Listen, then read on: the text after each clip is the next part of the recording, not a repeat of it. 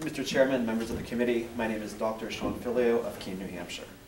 One of the arguments raised tonight has centered around the issue of free speech and whether a proposed ordinance with regards to graffitiing would be an impingement upon the First Amendment. It is unfortunate, but perhaps rather telling, that those individuals who have brought up the First Amendment have failed to bring up the 225 years of case law that our nation's top legal scholars, the Supreme Court, have done regarding that amendment. So let's take a look at the 1989 case, Ward versus Rock Against Racism. That case, which has been reaffirmed times now, has suggested that freedom to speech is not a panacea. Instead, there are reasonable restrictions that a state or city government may place against the freedom of speech so as to achieve a reasonably tailored and legitimate public interest. In particular, in the case, 4 criteria were raised as to whether a state restriction of freedom of speech will be legal. It must be content neutral, narrowly tailored, serve a significant government interest beyond simply wanting to restrict speech, and leave open alternative channels for communication. Now let's examine these with respect to a proposed ordinance. It would be content neutral. The person who says, "I love City Hall," would be just as guilty of an offense as the person who says, "I hate City Hall," as would the person who draws the hopscotch square, as the person who decides to write their number on Central Square as a means of singles dating. Whatever it may be, that person would be an offense. It doesn't matter what you're saying. Now let's look at whether there's a legitimate government interest here. This city's greatest resource is its Central Square. Indeed, we know that our downtown area brings millions of dollars of tourism each year. Moreover, it is a place where people go to shop, people go to dine, and people live. There is a significant economic interest in preserving the downtown area that people want to go to shop, to dine, to stay, and to live. Thus, arguments saying that the City Council has something better to do, I would suggest, are not accurate. There is nothing more important for this council to do than protect one of the city's top economic interests. So is there a legitimate public interest here? Yes. As we've had other people say tonight, people are feeling uncomfortable going to the downtown area. They feel intimidated. It's not a place where they want to go alone. It is not a place where they want to bring their children. There is an interest in wanting to preserve a downtown area in which people feel free to go. Now, is this narrowly tailored? Absolutely. There have been false arguments tonight that this is a ban on hopscotch. Indeed, we saw outside a chalkie on the sidewalk saying, "Don't make hopscotch illegal." That's reductio ad absurdum. It's not illegal. You're not making hopscotch illegal. You're drawing a hopscotch square on city property in a historic district that has a prime economic interest illegal. If the children want to play hopscotch, draw it in their driveway. Draw it at Wheelock Park. Go up to Robin Hood. Draw hopscotch there. Go to the places that are designated for that type of recreation. Don't do it in an economic area. Would we put a child in handcuffs? I doubt this is going to be an ordinance where we're going to throw somebody into jail. As we've said, this is an ordinance that is only proposed. We're going to look at the enforcement. Are we going to bring out the handcuffs? No. Are we going to bring out the ticket book and fine somebody? Probably. So the mental images of locking up a child need to be eliminated immediately. They're not true, and they're merely tools to try to evoke emotions that have no place here. Is this narrowly tailored? Will speech still be legal in the downtown area? Absolutely. This is not a ban on total speech. It is not a draconian, downtown shall be a silenced area. Are other manners of speech available in downtown? Yes, you can bring down your sign. For the artist that wants to have their art admired downtown, why don't they bring their own chalkboard easel downtown, draw it, be admired, and at the end of the day, they take the work to remove their art, rather than using city property and city money to remove the art. So, we have a legitimate public interest. We have a content-neutral legislation. It is narrowly tailored, and there are other means available for communication. Thus, is this legal within the Supreme Court language of the First Amendment? Absolutely. Thus, the issues of free speech do not belong in this argument unless you wish to argue with the Supreme Court resolution on this matter. Now, ironically, if you were to go to Washington to try to picket the Supreme Court on this issue, you're welcome to hold a sign, but you better not graffiti on the sidewalk in front of the Supreme Court, because a valid ordinance in Washington, D.C. makes that illegal. Isn't that ironic?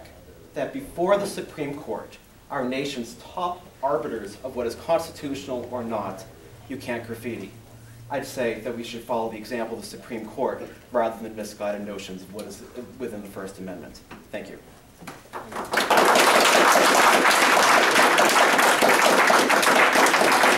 I'm assuming 2 people here to speak for the first time and 2 more to speak for the second time, and that will be it. I'd like to speak once as well. Okay, then please stand behind the man with the Dream Team t-shirt. Sir? And that will be it for public comment for this evening. Good evening, my name is Rafael Hernandez and I live by the square. I've been living in Keene, New Hampshire like for about a year.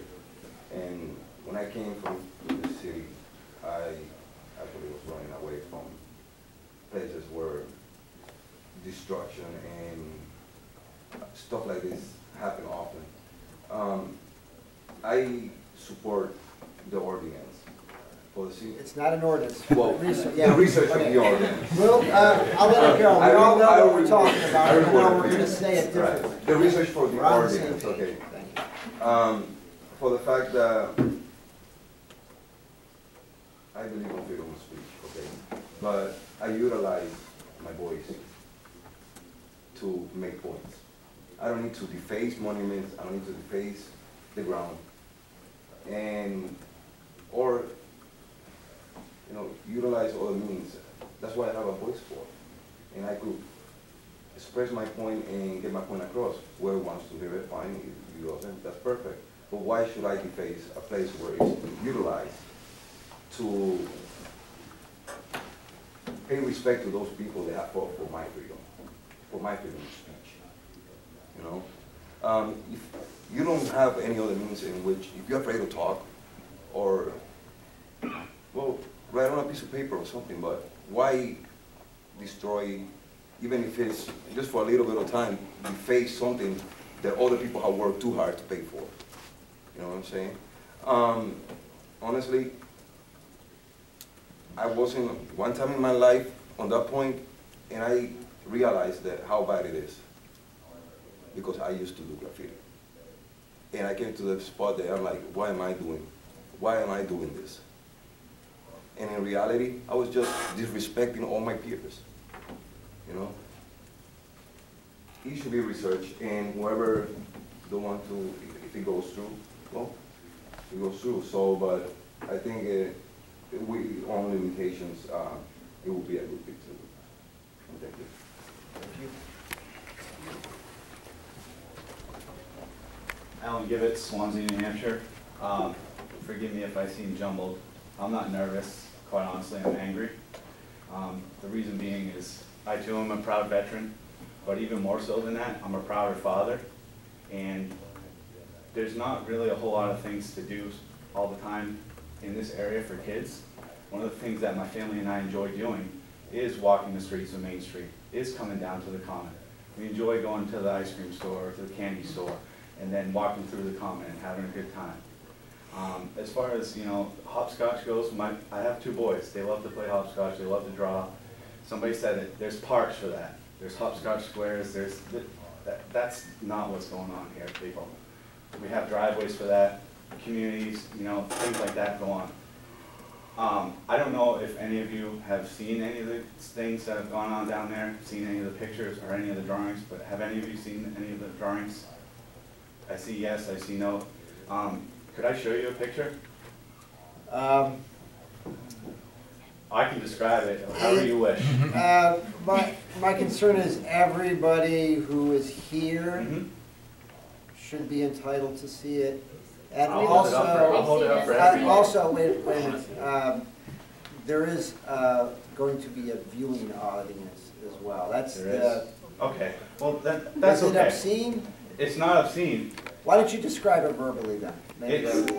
I'm sorry, let me pull it up again. It's a picture of a stick figure person looks a lot like a police officer holding a billy club, and it has a bunch of smiley faces with X's in their eyes. Now, for those of you that don't know, I did work in law enforcement for combined 16 years between the military and corrections. My sons know that. They're proud of their father for that, whether some people disagree with that or not. Now, if I were to walk my boys through that square and they saw that, knowing what a police officer looks like, even if it's a stick figure drawing, how in the world am I supposed to explain to my children what's going on there? That is not right. That is not freedom of speech. That is intimidation. That is not right for little children to see, and for a grown man to have to explain to his sons what's going on here. That is not freedom of speech. That is over the line. I'm sorry. Thank you for your time. Thank you. Sir? Okay, so there's you and then two gentlemen for the second time, and then we will not be speaking or allowing anybody else to speak tonight, because I think everybody who's wanted to speak has had a chance at this point. My name is Garret Ian. I live at 75 Leverett here in Keene, and I'm the director of Keene Peaceful Streets here. I was involved in the Manchester case that was referenced. I was one of the Chalking 8 arrested on June 4th of 2011, and I was acquitted of all those charges. I'm a nice person, so I didn't sue the arresting officer for wrongful arrest, but many people are referencing the Manchester court case to have some significant weight. Now, that was never appealed. None of the Chalking 8 had attorneys. I represented myself in that case. On appeal, I believe that their convictions for chalking would have been thrown out. They were convicted of chalking a retaining wall at the Manchester Police Department. Now, this wall would have naturally been washed away by rain, had it rained. Instead, Manchester Police called the fire department and tried to bill the activists for the fire department using a fire truck, which was totally unnecessary. A bottle of water would have done the job. But anyway, in that case, there are other court cases which haven't been referenced, which is why I impel people, as others have, to research the court cases behind this. Russell Means, a historical activist many people are probably familiar with from the American Indian movement, he did a demonstration one day, I believe it was on Columbus Day, where he poured fake blood on a Columbus statue. I believe he was arrested for that, and when the appeals court heard that case, that was deemed to be First Amendment protected activity because the fake